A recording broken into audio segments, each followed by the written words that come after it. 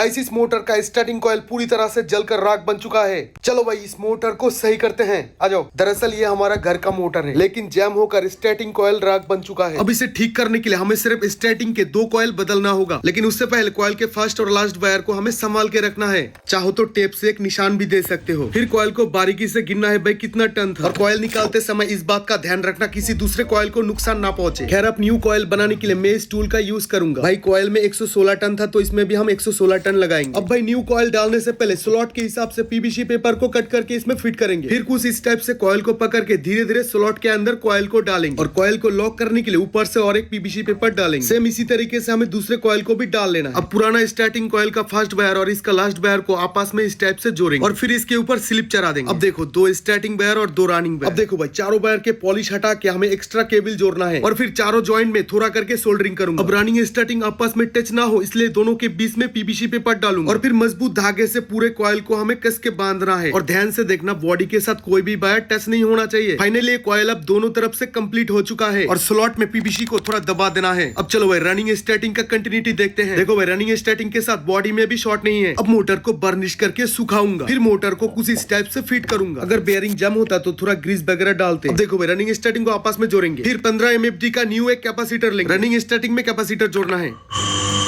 तो फाइनली अब चलो भाई इसे फिट करते हैं हैंड पंप के साथ। अब चलो इस बल्ब को फिट करके AC 220 वोल्ट के साथ मोटर का कनेक्शन कर लेते हैं। भाई कनेक्शन सिंपल है, अगर कोई डाउट हो तो कमेंट करना। अब स्विच ऑन करते हैं। वीडियो चले तो प्लीज लाइक कीजिए।